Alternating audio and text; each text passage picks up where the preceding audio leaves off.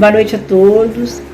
É com muita alegria que estamos aqui mais uma vez para fazermos o Evangelho online em nome do Centro Espírita Capitão Vendramin e Arca de Noé. Lembramos a todos que as palestras públicas acontecem todos os domingos às 19 horas. Antes de iniciar o nosso Evangelho, vamos fechar os olhos e levar os nossos pensamentos a Deus, a Jesus, a equipe do Dr. Bezerra de Menezes e seus trabalhadores de luz, que são os mentores da nossa casa, e agradecer essa oportunidade e pedir que essa lição que nós vamos estudar hoje, que ela penetre em nosso coração, em nossa mente, que possamos vivenciá-la no nosso dia a dia, que assim seja. A lição tem o título do livro Fonte Viva, que é um livro psicografado por Francisco Cândido Xavier, pelo Espírito de Emmanuel, e ela tem o título, a lição 90, e tem o título Varonilmente. Varonilmente significa destemido sem temor. Começa assim: vigiai, estáis firmes na fé, portai-vos varonilmente, então sem temor, sede fortes. Paulo, Coríntios, capítulo 16, versículo 13. Então, vigiai na luta comum. Então, nós precisamos vigiar no nosso dia a dia, né? Vigiar os nossos pensamentos, vigiar as nossas ações, os nossos sentimentos, todos os instantes da nossa vida. Permaneceis firmes na fé ante a tempestade. Então, o que é a tempestade que o Paulo está falando para nós aqui? São as nossas lutas diárias, né? São aqueles problemas que surgem, né? Que todos nós temos. Nós que vivemos nesse mundo de provas e expiações, nós escolhemos reencarnar para podermos nos melhorarmos espiritualmente e para isso nós vamos enfrentar muitos desafios na convivência, às vezes no desafios de medos que a gente enfrenta, desafios no nosso trabalho, desafios no nosso dia a dia, desafios na nossa família. Então, isso a gente tem que enfrentar com fé, com esperança e com a certeza que Jesus está sempre com a gente. Porque isso que Ele espera de nós, que a gente cumpra o nosso projeto de vida, aquele que nós escolhemos, com firmeza e com fé no coração. Portai-vos varonilmente em todos os lances difíceis. Então, a gente precisa ter coragem, né, de seguir em frente, né, porque quando aparece, nós temos, que a gente já falou anteriormente, enfrentamos muitas batalhas, muitos problemas, né, e a gente tem que aceitar aquilo que a gente não pode mudar e confiar em Deus fazendo a nossa parte, né, então a gente tem que pensar isso. Sedes fortes na dor, para guardar-lhe a lição de luz. Então, nos momentos difíceis que nós passamos, é que nós aprendemos muita coisa. Então, às vezes tem muitas famílias que elas se unem na dor, se unem no amor, para poder juntos superar uma dor.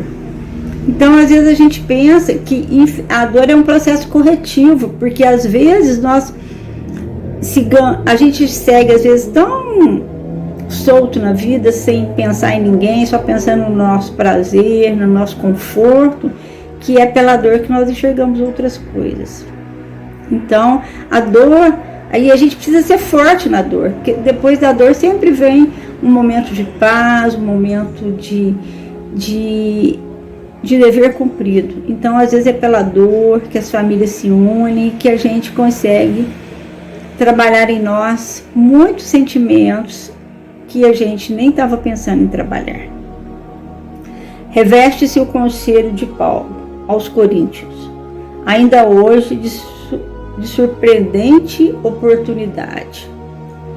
Para conquistarmos os valores substanciais da redenção, é imprescindível conservar a fortaleza de ânimo de quem confia no Senhor e em si mesmo.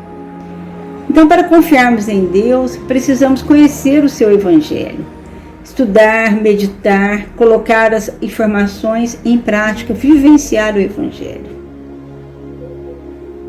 A gente só confia naquilo que a gente conhece, né? Não vale a chuva de lágrimas despropositadas ante a falta cometida. O sofrimento é um processo educativo, então se a gente ficar só lamentando, a gente vai perder esse processo educativo. Arrependermos de qualquer gesto maligno é dever, mas pranteá-lo indefinidamente é roubar tempo ao serviço de retificação. Então, a gente lamentar indefinidamente uma coisa que às vezes a gente fez errado, uma coisa que vem para nós que a gente não está esperando, é perder tempo. A gente tem que aceitar, igual nós falamos anteriormente, aquilo que a gente não pode mudar e continuar. Porque senão a gente está atrasando a nossa evolução espiritual. Certo, o mal deliberado é um crime. Todavia, o erro impensado é ensinamento valioso, sempre que o homem se inclina aos desígnios do Senhor. Então, quando a gente erra e a gente reconhece que errou e acerta o erro e trabalha para nos melhorarmos, para não cometer o erro de novo, nós estamos seguindo os passos de Jesus. Nós estamos trabalhando, nós vamos trabalhar o nosso autoconhecimento, nós vamos tentar melhorar os nossos sentimentos, os nossos pensamentos, vamos entender melhor o seu Evangelho, estudar melhor, e assim nós vamos mudando as nossas atitudes. Então nós estamos aprendendo com o erro. Isso é muito importante na nossa evolução espiritual. Sem resistência moral, no turbilhão de conflitos purificadores, o coração mais nobre se despedaça. Então se a gente não conhecer o Evangelho, se nós não entendemos o Evangelho, nós nos perdemos. Aí a nossa fé, ela tem que ser uma fé raciocinada. Então, para nós termos uma fé raciocinada, nós temos que lembrar que estamos encarnados para evoluirmos espiritualmente. Então, nós temos que estudar o nosso Evangelho, nós temos que conhecer essa doutrina tão consoladora. Nós temos que trabalhar Jesus, os ensinamentos de Jesus em nosso coração, em nossos pensamentos. Porque nós não podemos ter uma fé cega, nós temos que ter uma fé com conhecimento, com sabedoria. Ficarmos firmes nessa fé.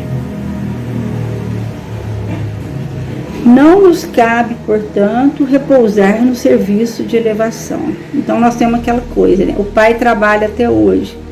E nós não queremos ter compromisso com a fé, nós não queremos ter compromissos com Jesus. Nós temos que trabalhar em nós a disciplina do estudo, a disciplina da oração, a disciplina de escutar palestras consoladoras, instrutivas. Nós temos que trabalhar em nós a disciplina do estudo, porque só assim a nossa fé será raciocinada e nós podemos levar essa fé adiante, trabalhar, agir com fé e com esperança.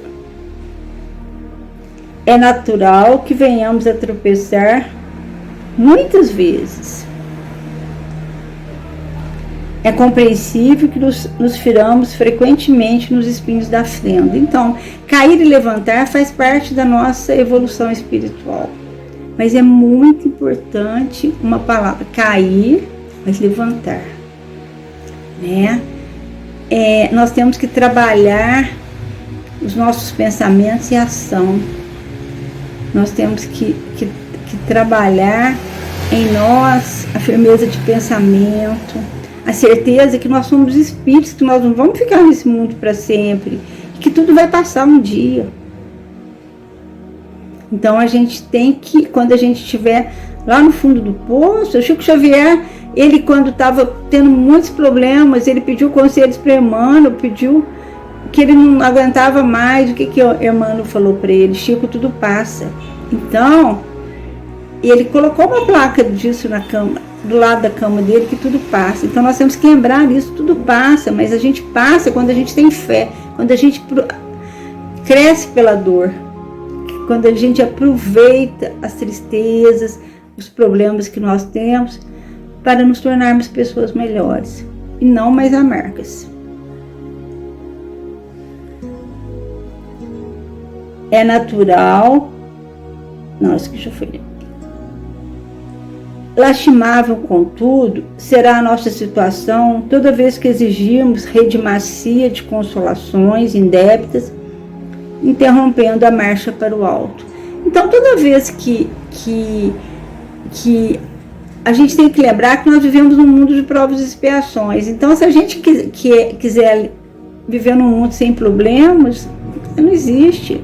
Porque quando a gente fez nosso plano reencarnatório, a gente queria melhorar espiritualmente, que esse é o maior compromisso do nosso espírito, é melhorar a cada encarnação, para que a gente possa sair daqui desse mundo melhor que nós entramos.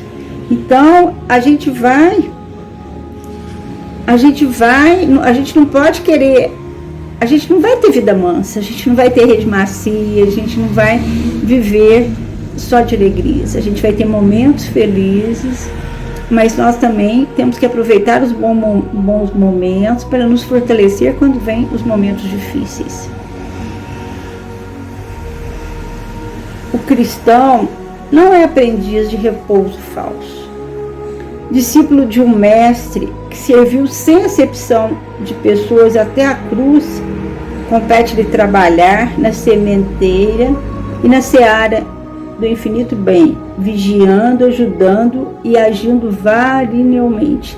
Então, é o nosso dever como cristãos trabalhar para Jesus, trabalhar para a nossa melhoria espiritual, fazer o bem, trabalhar para o nosso próprio, sem temor, com fé no coração, com esperança, porque é isso que Jesus espera de nós. E é para isso que nós somos aprendizes do Evangelho e que nós somos trabalhadores de Jesus.